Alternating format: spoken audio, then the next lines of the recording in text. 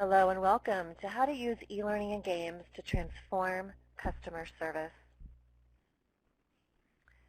Today you'll learn how GTR, the largest rail franchise in the UK, transformed their customer service with a transformation program using eLearning and the power of games to create real behavioral change. We've got two presenters with us today. We have Toby White, who has been delivering award-winning eLearning for almost 2 decades. He specializes in helping create the type of e-learning that internal L&D teams would love to create but don't have the time to necessarily have the necessary expertise. He is with Kaleidos. Also with us is Dante Frederick, who is an employee engagement officer for GTR, Britain's largest rail provider. He has recently spearheaded the One Step Ahead campaign to transform customer service at GTR through an incredibly effective learning campaign centered around using games to invoke behavioral change in the organization. And just a little side note, you'll hear Dante. He lives in the UK, but he is Canadian, so don't let the accent fool you. Okay, with that, I'm going to hand it over to Dante and Toby. Toby, I'm going to switch layouts for you. If you want to start sharing your screen, the floor is yours. 2 seconds. There we are. Fire away, Dante. Brilliant. Great. Thanks, Mel. Thanks, Toby. As Mel was saying, GTR is the largest train operating company in the UK, and it's comprised of sort of 4 what we call brands, which are Southern Railway, Gatwick Express, Thameslink, and Great Northern. And essentially, I'm just going to give you a little bit of background into kind of the context of the kind of organization we are and why this particular brand of e-learning was particularly challenging, but also significantly effective in some very kind of quantifiable ways. I'll get back to that in a little bit. The railways are privatized in the UK, and part of a franchise system, and our franchise was created essentially to deliver what's called the Thameslink program, which is an upgrade to the commuter railway system of the Greater London metropolitan area.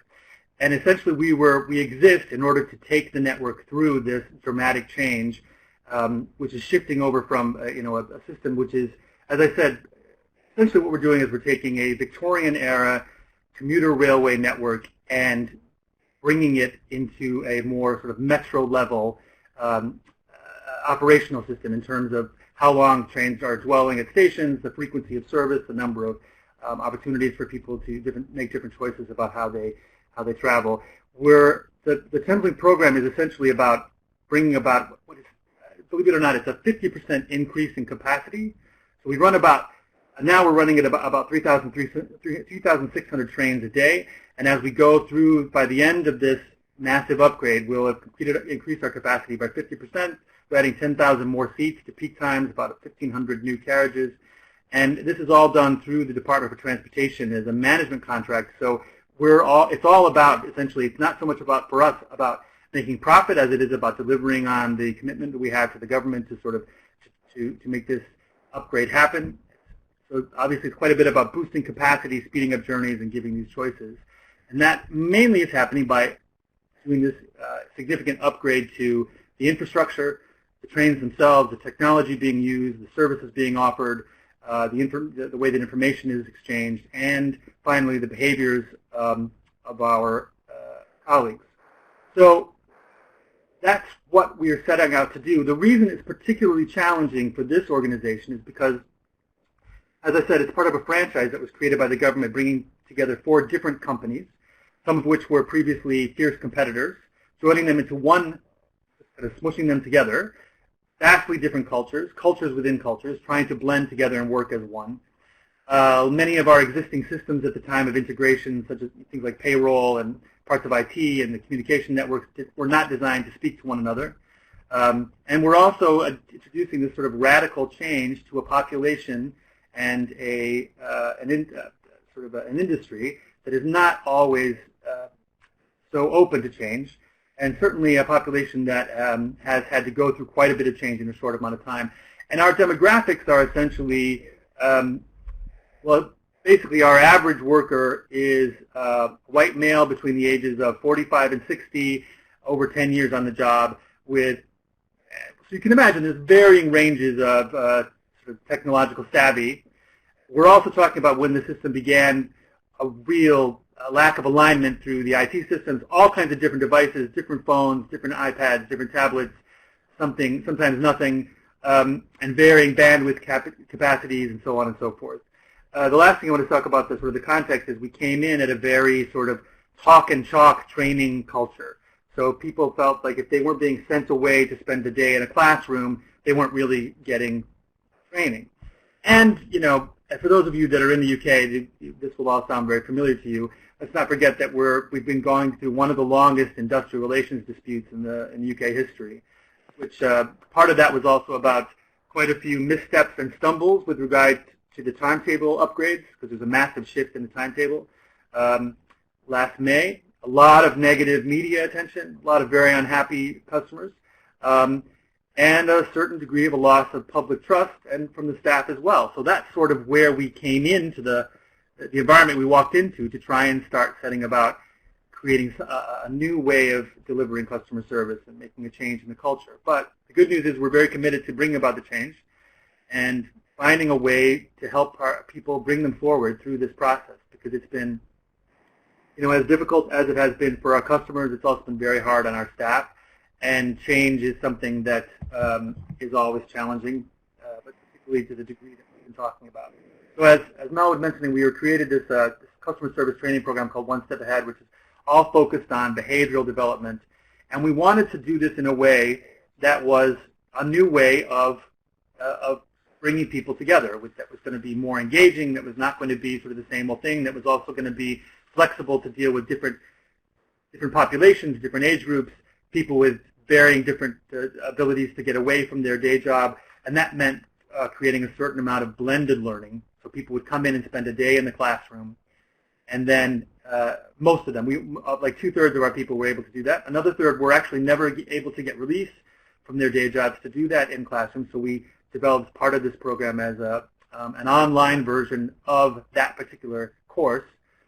And then we moved into this other area, which was about creating this material that was going to make people want, to come to the material. It was going to create a desire for people to come and experience the work, experience the content in a way that maybe they hadn't been before.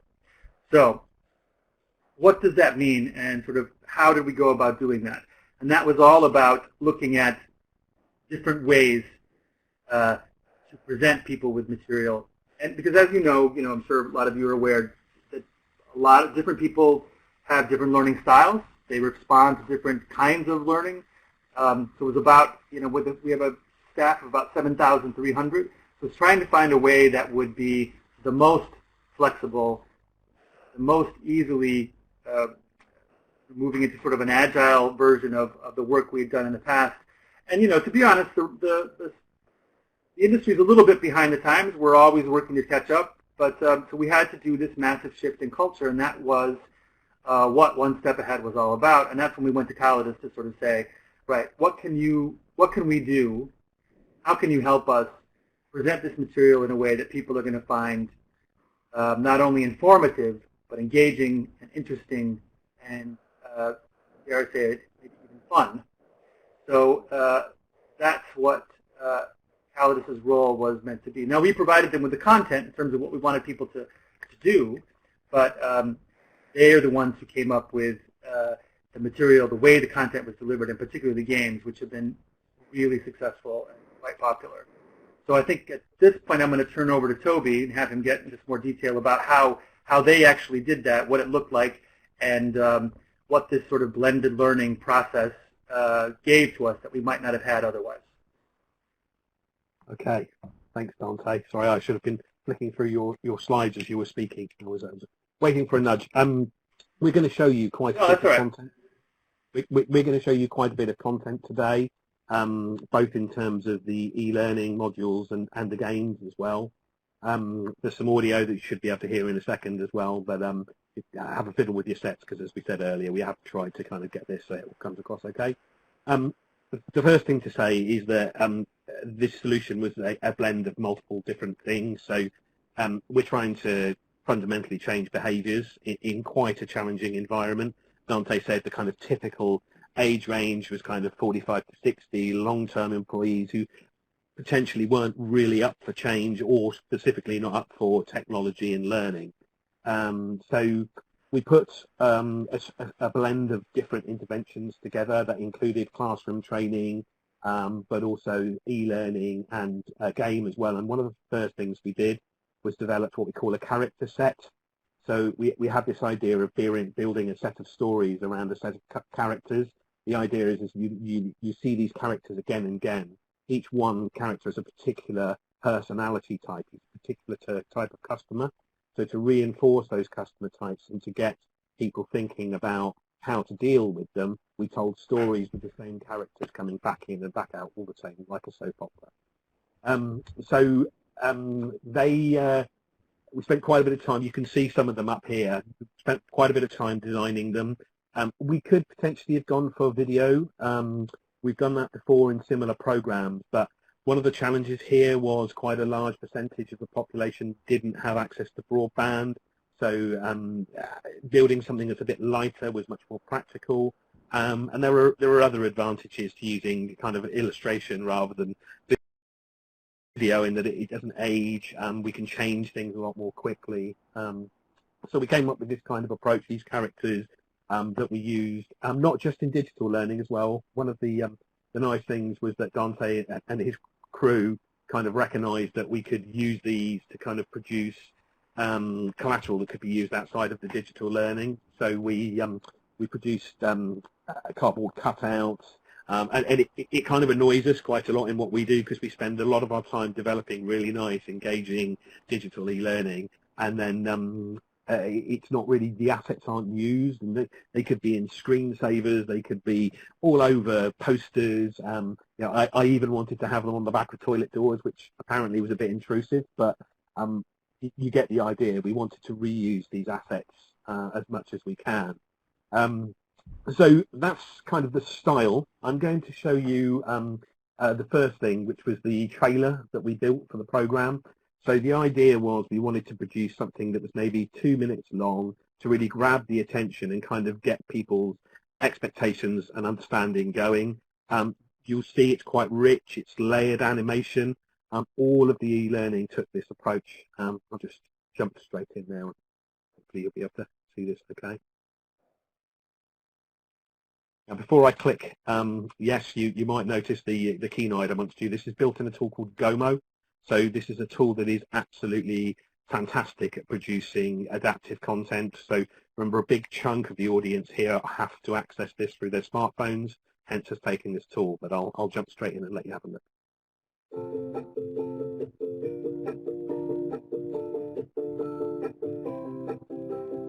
Every day, people like you are out there helping our customers on their way. You're out there in all weathers, making a difference to them in lots of ways. We know it's not easy, and let's face it, it's been a challenging time for many of us. But without you, customers wouldn't get the help and support that makes their journey. You're an important part of their experience, and your hard work hasn't gone unnoticed. We've seen employees like you going out of their way to provide great customer service. We've seen you on the platform dispatching trains with precision while customers queue for help. We've stood on the gate line as you anticipate customers' needs and take action on their behalf. It's you who delivers great customer service day in and day out. So we want to provide the latest customer service training to support you and your colleagues. Let's take a look ahead and preview what's coming up in the program. So you get the idea of the kind of style there. That was, as I say, delivered maybe a couple of months before the e-learning went live. That one's, as I say, quite passive. You'll see it's quite different from the stuff I'm going to show you in a minute. But just to touch a little bit more on that tool, we went through Captivate, Storyline, and we settled on Gomo because we found it to be, quite simple. I guess the fact that we were delivering to smartphones meant that we were less interested perhaps in some of the functionality that you can get in other tools. What we were more interested in is making sure we had a stable platform that could deliver content to people through multiple devices. Let's have a jump straight in and have a look at one of the main modules. You'll see it's quite simple, as I say, in terms of interactivity. It follows a scenario-based approach where you kind of see it as a situation and something being dealt with in one way, and then you'll see it dealt with in another way.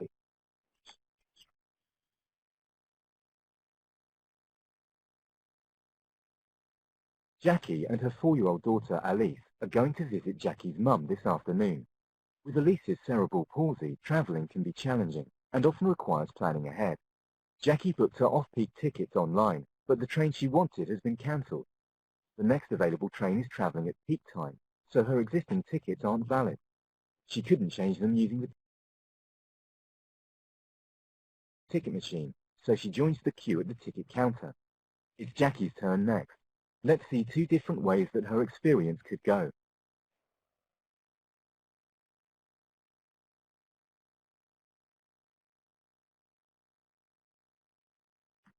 It's Jackie's turn at the ticket counter. Let's see what happens when her situation is handled poorly. Hi, I booked online for the 3:45, but it was cancelled. These are the tickets I collected from the machine. I'd like to travel on the next train at no extra cost, please. The next train is a peak time one, so your tickets aren't valid? Yes, I know. That's why I'm standing here changing them. I want you to give me valid tickets, but I don't want to pay extra. You don't want to pay for peak time tickets? That's right. Well, the next available off-peak train is at 1900. No, if I wanted to travel this evening, I would not be standing here having this conversation with you in the middle of the afternoon. I bought valid tickets to travel this afternoon on an off. We've had fantastic feedback. I think one of the things that you have to pay attention to when you're creating this kind of content is the authenticity. So creating, we spent time actually on the coal front listening to these conversations, and little things like their uniforms are absolutely bang on, even though they're illustrative. So there's a real attention to creating something that's authentic. At the same time, it's not a cheap way of producing e-learning. This kind of material was taking kind of 70 days each module to develop, so quite costly to do that. Obviously the illustrations themselves took a lot of time. We've got multiple voiceover artists appearing throughout it, and we've even synced the way the lips speak with the with it as well. So it's a relatively rich experience, but again, the reason that was absolutely critical, because we're trying to connect with an audience who are probably not up for this in the first place. So we've got to do so much in terms of the design, the authenticity, the engagement to try and get them to come on the journey. So just to finish off, I'm going to show you a few snippets that we've developed from, we've got a couple of games so far that have been formed part of this. So the games, the way they were used was kind of more to embed the learning and to encourage more usage. So the idea was we build games, we allow people to compete, we give out prizes to get them, to incentivize them to do it, and to pull them into the start of the digital learning experience. I think Dante will speak about this more later, but remember, this is only the first or second piece of digital learning these guys have ever accessed. So it's really important they have a positive experience the first or second time, because they're never going to come back again if the first thing they see is some turgid piece of compliance learning that's like click, next, take, test. It's just not going to work. So let's have a quick jump in. This is a collage. There's a lot of sound in the background, but I'm just going to kind of give you the gist of what's going on here. So we had a family called the Shahs who are going to take a journey across London, and your mission as the learner, or the gamer if you like, is to get them there on time. So as they go on their journey, you're going to see the route that they take displayed on a hub. Here we go, and you can see where they've stopped and where they've had delays and what the effect's been. Here you can see there's a little bit of comms going out to them, telling them that they're going to get some prizes if they do well at this quiz. And what follows now is just a collage of various different types of learning interventions. Of questioning. So we've got some fairly simple things like multi-choices here. Obviously, they're given feedback on the multi-choices, whether they get it right or wrong. The next thing you're going to see is this is more of a kind of simulative question. So one of the things Dante's talked about is getting more people to go through the train system. So this is there's a lot of operational stuff here. This is about blowing the whistle at the right time before the train takes off. So you'll see the countdown to the train taking off, and then rather than answering a question, you've actually got to blow the whistle at the right time, which, there you go, that's the only bit of sound we've actually got left in it, but that's the whole basis of this. Next type of question, you've got a scenario, so you've got a passenger who's going to be sick on the train on the right there, and you've got to work out what process that you should follow to get that person off the train with the minimum disruption, but obviously looking after them as well. So there's quite a lot of different types of question. Later on, we see tannoy announcements, and we compare how those are given. We don't have a fantastic reputation for delivering public PA messages in this country, so it's kind of almost a bit humorous. And then I think the last bit we show here is that, yeah, we use, because we've got 7,000 people doing this learning, if you want to give out prizes, you can't just let them all go through a half-hour quiz. You're going to have not going to have very much breadth. So what we did was we created a bonus round where learners could go to a stage and then gamble to go on. If they gamble to go on, play on, they can either bank points or they can move on and get more. So what this did is it gave us a big breadth of results. So it made it much easier to create a winner and a loser. As I say, it's quite unusual, quite a big change for us. Over the last 2 years, we have seen not just talk of gamification, but talk of games. So we're building another kind of similar program from another train company at the moment. I think we're on game number 13 in the last 18 months. So one of the big changes we've noticed in our industry over here is not just talking about point scoring or scenarios, but actually building genuine programs. And this is actually kind of one of the kind of more conservative ones that we produce. But I'm going to hand you back over to Dante now, just to let him explain to you about the impact that this has had within the business. Yeah, thanks, Toby. So I think what's exciting about this kind of material is that you get a chance to kind of see pretty quickly how it's playing in terms of how much uptake happens. Because you can, even when it's made compulsory, people will either do it or they will just decide not to. We have quite a robust history of saying no when it comes to sort of our frontline staff, and especially when we're talking about something that is sometimes described as a soft skill. So customer service behaviors, they can sort of be hard to quantify. It is true we're sort of in earlier days now. So there's a National Rail Passenger Survey that happens twice a year. The last survey came out right after we had massive disruption due to timetables, and also most of our people hadn't even started or had just begun to do the e-learning, so it didn't really give us a good idea of what was the results. But we're looking forward to the one that comes out in a couple of weeks, which will give us a little bit more kind of clear, quantifiable numbers. But still, we can look and dig in a little bit and sort of see some pockets of good news that come out from our monthly customer experience surveys, and how much praise comes out of things like social media and emails and so on and so forth. So as of now, so we started the program late in the summer, last summer, 2018, and to date, about 79% of all of our customer-facing staff and their managers or supervisors have completed all of the e-learning. Over the course of that time, customer complaints about staff have dropped about 50%, which is quite significant. Customer praise of staff has risen about 25% since January. And one of our brands, Gatwick Express, which had had a real struggle in past days, hit about 80% of their highest customer service scores ever. Now, of course, it's always hard to sort of draw a direct link, but certainly we've noticed a shift in terms of, now, part of that is that the service is getting better, but there is also, even when the service is bad, people notice how they're being treated. And people tend to, our experience has been that the things that people praise us for tend to be our people, and the things that people complain about tend to be more about sort of service and operations. So we're showing better scores with our public, but we're also showing our employee engagement rates have gone up 24% since 2016, which was when the project first began.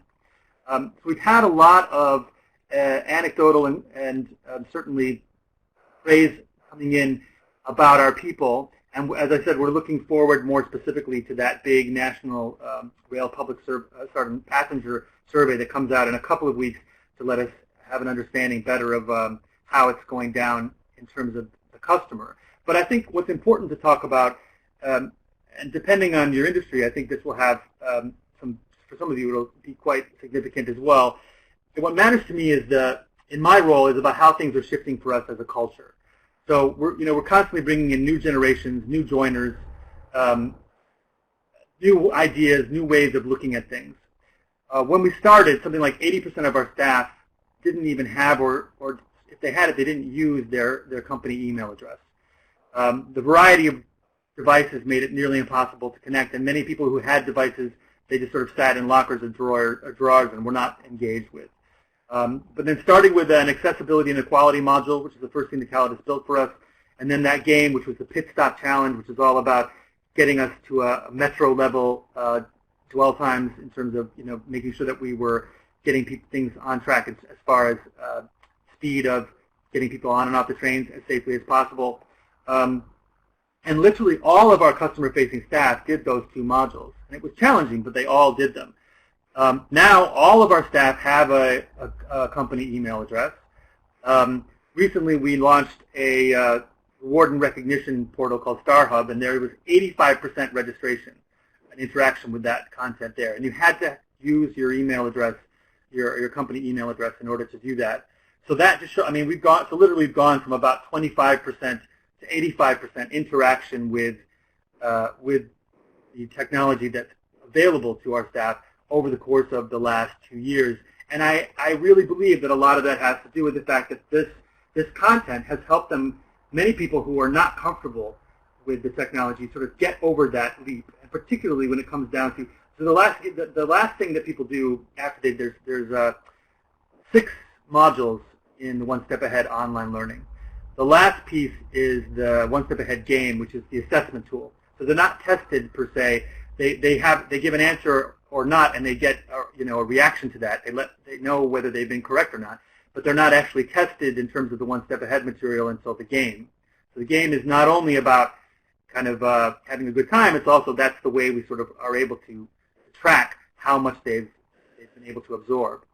And so there was quite a competition. We gave away all sorts of prizes, and it was really important for us to do that. And that's where we get to our 79% of our customer-facing staff. The game was quite engaging. It was also the competition between stations and between depots was sort of spirited but in a lot of good fun.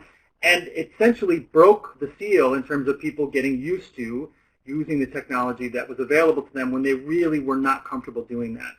And as examples, there are pockets now, 100% of our onboard staff from a big station called East Croydon, who have not historically been a particularly, they've been quite a challenging population to get to do e-learning. In fact, they were the hardest population to get released to the classroom, but 100% of them have done all of the e-learning months ago now.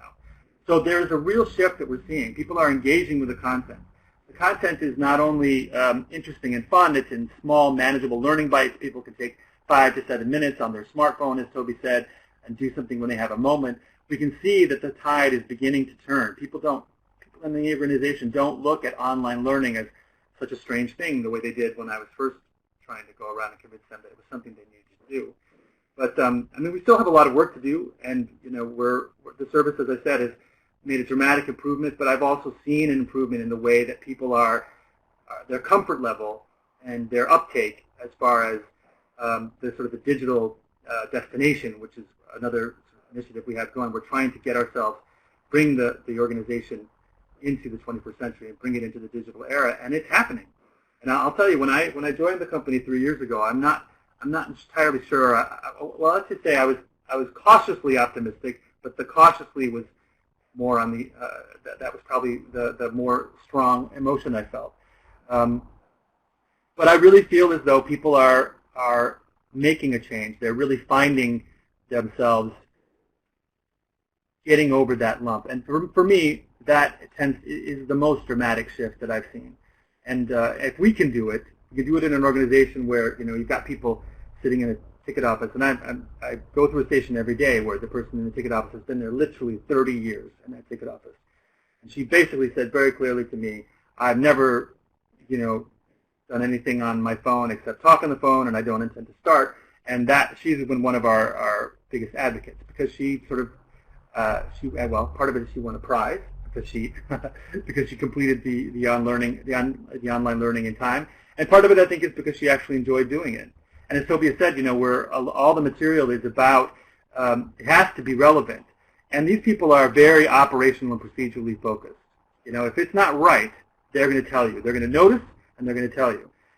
Even if it's about, the color of their tie or the direction of their name tag or whatnot, they're going to let you know. So it was very important that we get all of that right, and that we present people, avatars that were recognizable, that looked like our population, that talked like the population. We did a lot of work on getting the right actors and the right voices into the scenarios. But essentially, the gamification, the game itself, was just about giving people access, helping people get through that barrier that many people felt. Now, we had people coming in to the organization recently, or who did it without even thinking about it, who did it at home on their own time, because that's the kind of relationship they have to technology. But a lot of our staff did not have that. And so we've really had to work very hard to get them there. But in terms of engagement and digital adoption, this tool has been instrumental in getting us to where we need to be. And I believe, I see the monthly scores going up in terms of customer service, and I believe that there is a central part of that is about the content being created in the right format and the right delivery tool. So I think that, I'm looking forward to seeing the next survey coming out. Hopefully we'll be able to, communicate that through various award ceremonies. That's something that Toby and I are always talking about, because I do feel that the material is worthy of that. So that's kind of my take on the closing. Again, it's all about culture. And I'd be interested if anyone has any further questions as well.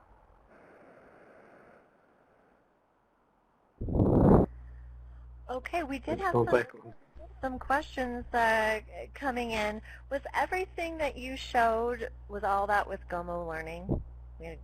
People weren't sure. I should have said actually the game, we moved away from Gomo for the game because with Gomo, it's, as I say, very good from an adaptive perspective, but from a functionality point of view, it was not as good as Storyline. So the games we built in Storyline, the e-learning and the trailer is built in Gomo.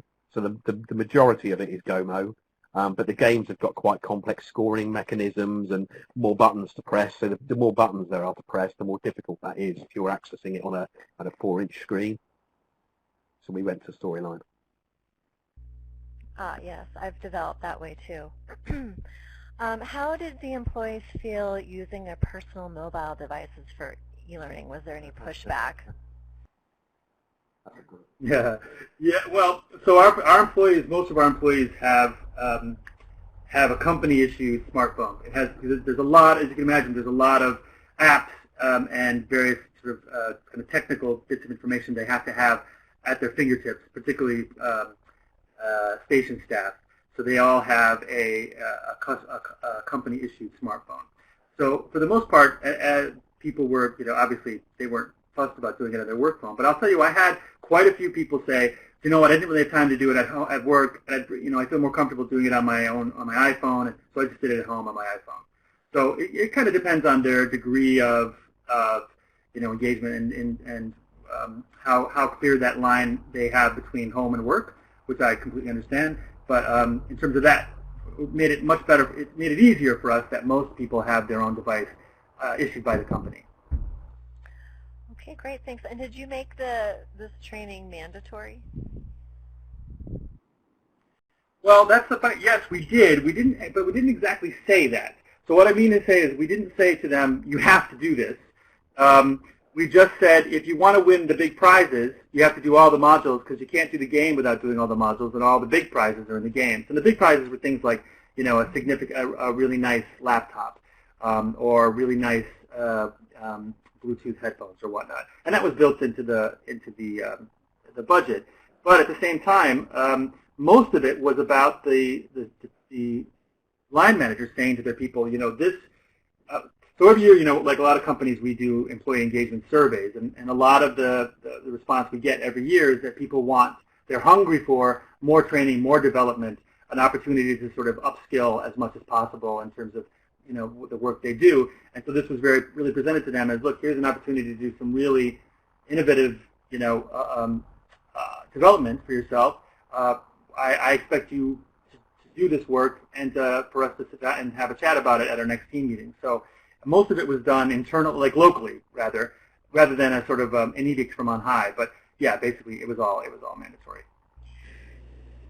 And we have a great question from Chris about kind of capturing, what kind of data were you capturing from the games? What particular competencies were you trying to get your staff to demonstrate, and how do you know that there was a behavior change because of the game-based learning?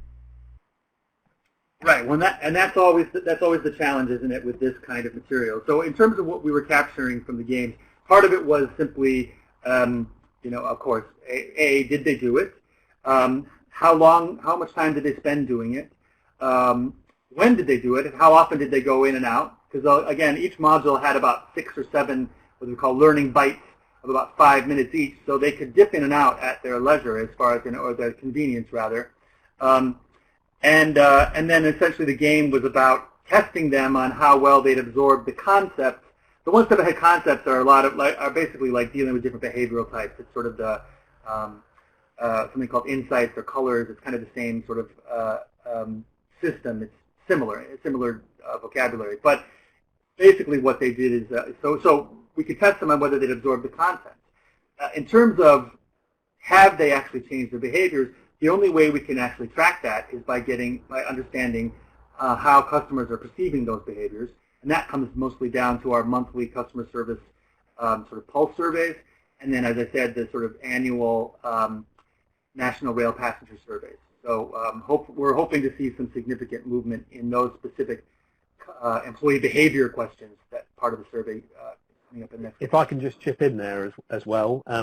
We've done another similar program with another southern rail organisation called TfL, Transport for London, and similar thing, games, e-learning, and one of the things that they did, and we may do here in time, is we used the mystery shopper program, and what they did was they did the survey that Dante was talking about, but the other thing they did was they tracked the movement of staff, because part of the people who were going to be dealing with the customers there didn't used to. And what they noticed was that the movement of staff changed afterwards. And that, to me, is a real golden nugget, because that is a genuine behavioural change. And it was a similar thing, game-based learning, complex scenarios. They use video rather than animation. But, again, very similar demographic. So we kind of know this works. And this is becoming one of the places that we're getting, doing more and more work in terms of behavioural change, because it needs something that maybe isn't your typical e-learning. Yeah, that's right. So the ever popular question that always comes is, how long did it take to implement, and what did it cost? Not as quickly as we'd have liked, I think, is probably the honest answer, Dante. Yeah, I'm afraid that's very true. We were, as you can imagine, we were going through a lot of changes at that time, and so we essentially it's very dependent on.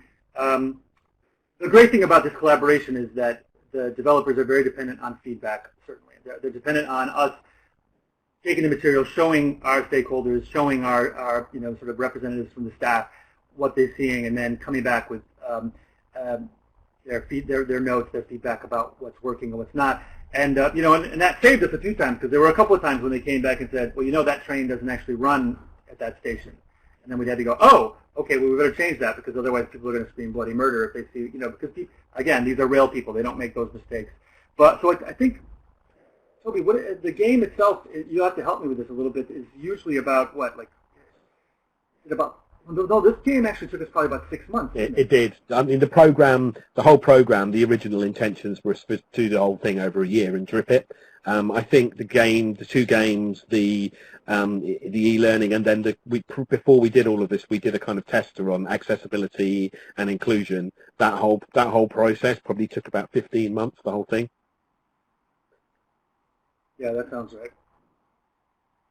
Probably not the right place to be talking about cost. I don't know if I should be that open, but as I said to you, I mean, it wasn't a low-cost thing. Each one of those modules was 45 minutes long and took us 60 to 70 man days. So you probably work it out from there. That's not all a linear man days. Obviously, there are multiple people working on each of these projects. So you're talking a kind of most the people in the UK, we still price per hour of e-learning. This is probably around the kind of from the 35, 40k an hour mark, which is towards the richer end of what we do.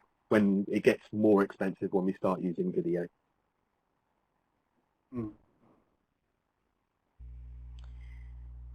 And I think it's a great example. So definitely high end, and I think for those who might be listening and maybe don't have the budget, you can do very effective games on a lower as well, but not to the scale for sure. So how many people participated in total with this? You mean? Oh, yeah. So we have I was going to say, if you're talking about actual users, it's about for us. It was about 2,800. And that's sort of users and their line managers, and then there were probably another 200 kind of exec level who were just used it as a way of kind of exploring the material. And what aspects of the game was most effective? Based on the feedback you've gotten, now that it's been out, what aspect of the games was most effective? I think, especially for the One Step Ahead game, what was most effective? So I think they're different for every game, right? For the One Step Ahead game, I think it was very effective that there were 4 different characters, each of them on a different kind of journey. So it gave people the opportunity to test these behavioral, skills in a lot of different scenarios. But it was also that it was. I mean, I think in some ways that's in terms of kind of, I guess, the learning. But as far as what what people really reacted to and responded to is they liked the visuals. They liked the fact that, okay, sometimes I'm looking at a scene. Sometimes I'm looking at a scene from, bird's eye. Sometimes I'm looking at traveling along a track. Sometimes I'm looking at a map. Sometimes I'm looking at, starbursts and bonus records and all kinds of other. So it's very engaging in terms of variety and visual stimulation. I think with the pit stop, it was because there were part of that was behavioral and part of that was also, sort of operational. It was about that variety and trying to sort of hit all those different marks because, one person is going to really respond to one visual and another one's going to respond to dragging bits and dropping them in special places to answer questions. So it's about, I think games give you such an incredible variety as far as the ways you want to convey that information. And I think the other bit is, and I just want to say this, is that we did a lot of the part of our bonus questions in the game were trivia questions about the railway, which were all submitted and to us by our staff because we got some people who are real train fanatics out there, and that really was also something that actually helped engage because they thought, oh well, our people are the ones that came up with these questions, and they quite like that. So this is a two-part from two different folks, but how many modules were created altogether, and do you have plans for future modules? So there were, there were 7 modules of the core e-learning content. There were 2 games, and then there was an accessibility and inclusion kind of pilot module. So there you got 8 modules, 2 games, and in terms of the future, we've already it's interesting what happens when you create a piece of e-learning like this that creates an impact and people use. I know as an e-learning development organisation, this is the best shop window we can have So since then, we've built e-learning around, they have these smart cards that they use, they go in and out of stations. We're building very cool 3D, kind of very gamey course around that at the moment. We've also built content around new systems. It's just the start, really. I mean, that's what's fantastic about doing what we do, I think. Even in this day and age, there's still massive organizations out there that are only just starting to use digital learning content. That's why getting the tone, getting the interactivity, getting it all right is fundamental. And, you know, conversely, if you roll out a piece of kind of flat content to people who are used to nice looking media on their PC at home, there's only one reaction you're going to get, and it's not going to be positive.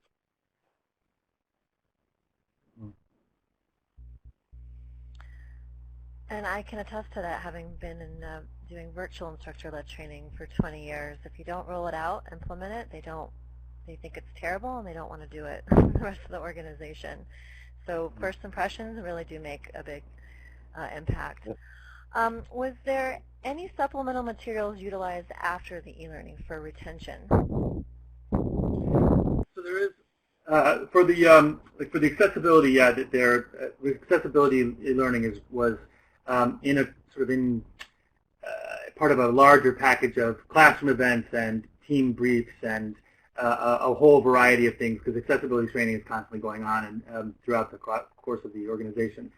For the pit stop, there were also printed materials and that people have, I think, Z cards they carried around with them, Z cards with little, expandable information kind of pocket wallets that they had, and they also had the Z card kind of like, I call it a cheat sheet. They wouldn't call it that, but something that people could carry with them in the station to use as well. That's for the One Step Ahead overall. One Step Ahead, because of the breadth of it, we're still rolling people through it.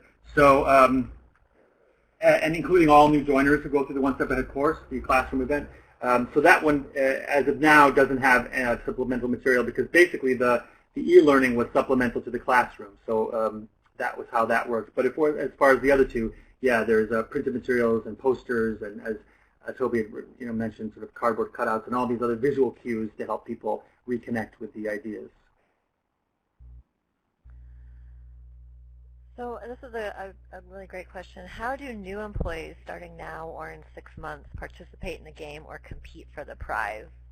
Yeah, I'm sure they have that same question. So these new employees, they do the classroom event as part of their induction, and then they'll be sort of asked to complete the online learning as it rolls out, over the course of the next year. But essentially now, One Step Ahead has become sort of a business as usual. So it's not, they don't participate in the games anymore or compete for prizes anymore. That was sort of the impetus to get, as I was talking, I guess, a little bit earlier, about getting that shift to get people onto the material. Whereas now people walk in and they get the material right away, and they're just sort of like, oh, this is part of my job. It isn't presented in quite the same way. They don't get the same incentives. But at the same time, they're also sort of embracing it just as, oh, this is just another tool to help me do my job better. And did you do something to get the managers to be part of making learners do the modules? Oh, yeah, absolutely. It was all, our line managers are the most important part of this process in terms of, engagement with the material. So the line managers are given, weekly reports, talking to them about who in their team has done what and how much they've done and what they've struggled with. And all of these materials were first presented to the line. The line managers do the materials first, so that they have a chance to experience it, go through all the bumps, ask all the questions, and then they're kind of ready to support their own teams and going through the material as well.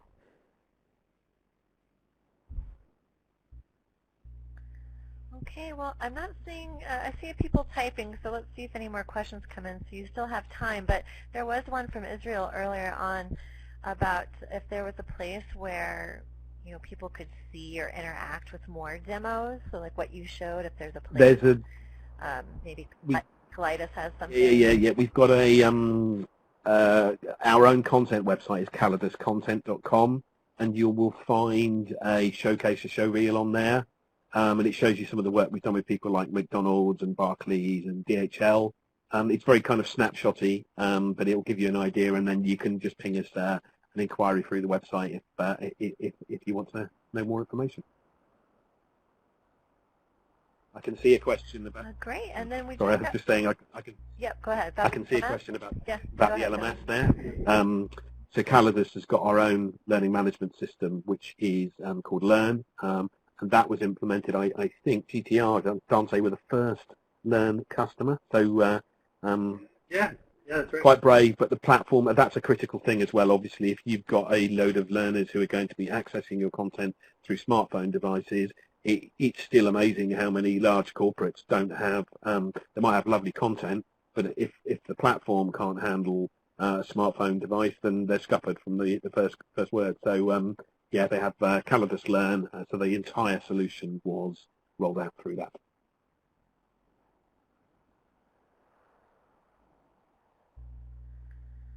Okay, well, I'm not seeing any other questions here, so before we officially wrap up, I'll hand it back over to Toby and Dante just to say any final thoughts, and then we'll bring up the final evaluation, and I do encourage people to stay on and maybe provide us some quick feedback. So Toby and Dante? Just thank you very much for listening, guys. Obviously, we are I am sadly excited by my e-learning world, so if you guys have got any equivalent stories, we're always wanting to share. So get in contact through the website is probably the easiest way from that perspective. I don't know, Dante, if you wanted to say anything. Yeah, I would just encourage you to explore it, because I just have found it to be, especially if you have a challenging population, you have to sort of take whatever avenue you can to find your way to connect with them. And, not everyone's going to connect with this. I mean, I'll be honest with you, we had a couple of, a handful of people that hated it, but they, they were in the vast minority. Most people were quite intrigued and brought in and found it to be a really exciting new way for them to get what we wanted them to get. So I would definitely encourage you to look into it and to not be afraid of gamifying any material you have.